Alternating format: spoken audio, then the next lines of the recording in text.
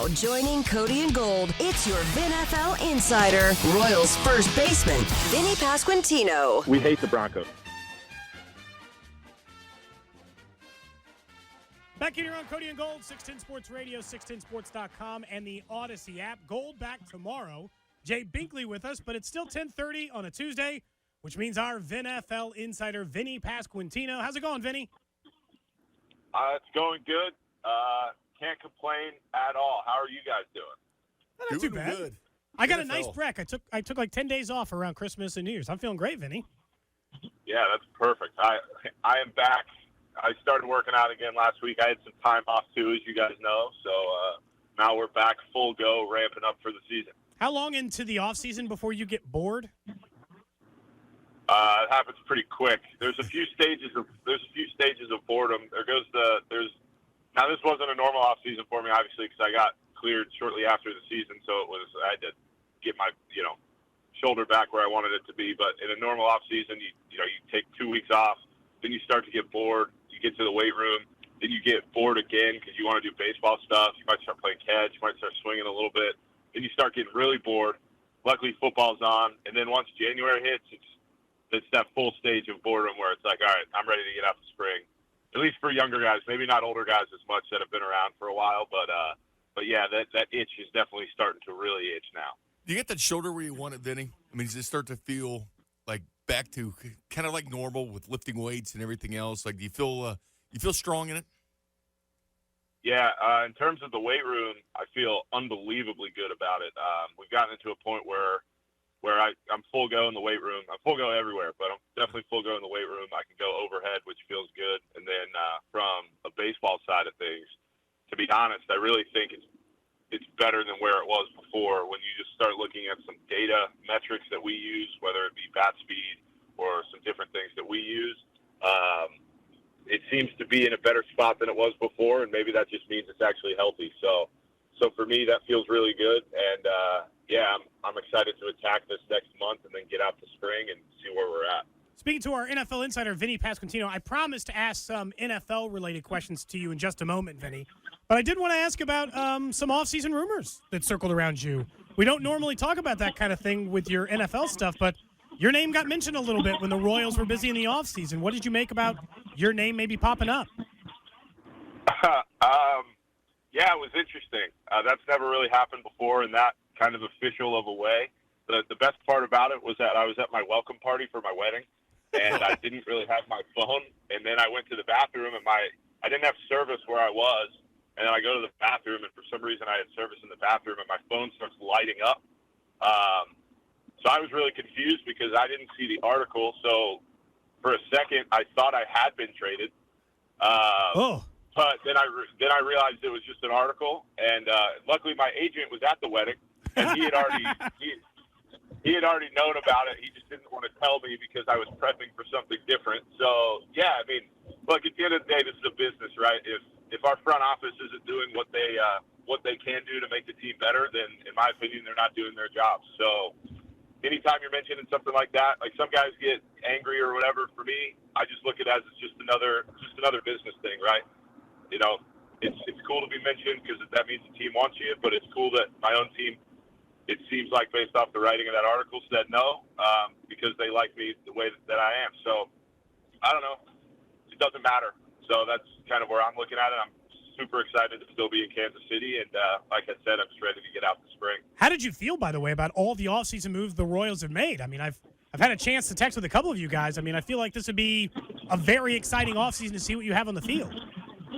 Yeah, so for the first time, it'll be, I'll hit 2 years this year. And the first time that I've been up, there will be some actual expectations on us to win. It won't be, quote unquote, an evaluation year, which every year is an evaluation year anyway. If you're not being evaluated, then sure, what are we even doing anyway?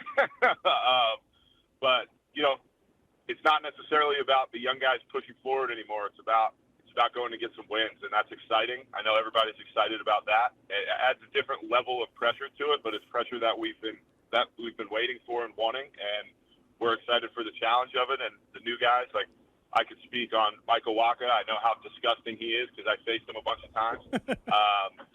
So, yeah, I'm really excited for the challenges that this will bring, and I think it's a good group of guys that are brought in, and I'm really, really excited about it.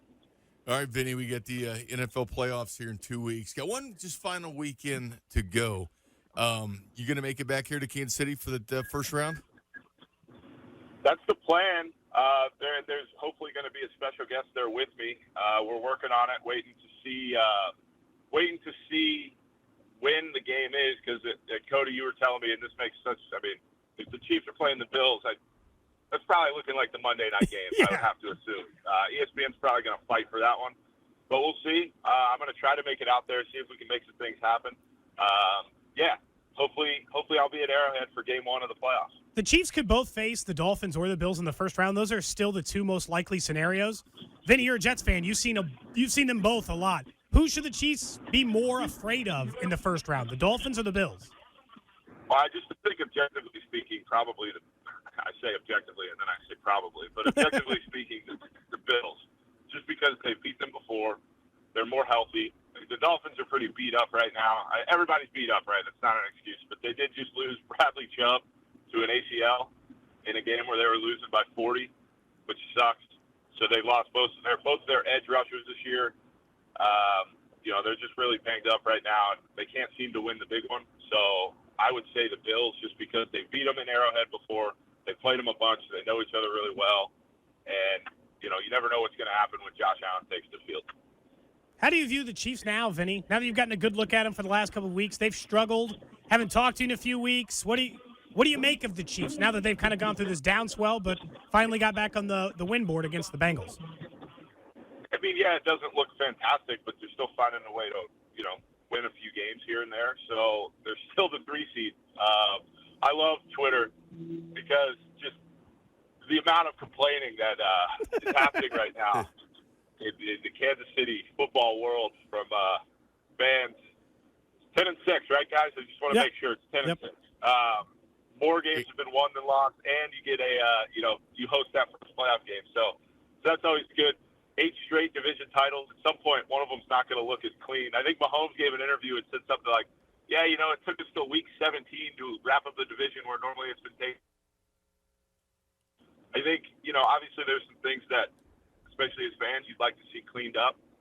But like I've said all year, anytime you have Patrick Mahomes on your team, you're still a threat to beat anybody. So even if you're the Ravens, I don't think you really want to be playing the Chiefs in the playoffs. They just find a way to make it happen. So, I would assume everybody's resting this weekend, get some well-needed rest, little bye, and then see you at Arrowhead next weekend. Yeah, the 5 straight trips to the AFC title game. They just played more football than anybody else. Vinny, this week, a little bit of smack talk. Coming from the Bengals side, Jamar Chase not sure who the Chiefs defense was, no respect for him. And then he still talked after the game, too. When a guy loses, I love smack talk. I do. But when you lose, you can't run your mouth, though, can you? Like, you didn't cash your check. It's a tough one for me because I would prefer you just not to talk about it like that in general. Like, if you're going to talk, at least make sense in what you're talking about. And everybody knows how good L'Jarius Sneed has been this year. So it just doesn't really make sense to be running your mouth like that. But whatever, some guys need to do it, right? I mean, some guys just naturally need to do stuff to get them going, to get their team going. So I'm assuming he was doing it from a point of trying to talk his team up. But then you go in and you lose, and I think their season has ended at Arrowhead twice this year. So that's tough. I mean, if you're going to talk about it, you better be about it. And he was not exactly about it the other day. He has been about it before, though. It's just not the other day. So tough one for the Bengals, but the better team won in that situation. Who's the best trash talker on the Royals? Best trash talker on the Royals. I think Salvy's pretty good. Nice. Salvy's a pretty good trash talker. I've seen him get after it a little bit, but we don't really have – Bobby's actually pretty good, too. He just keeps it in the dugout. We don't really have anybody that's it was Amir Garrett, right? I mean, last year that's who it would have been. He wasn't afraid to get in the middle of anything.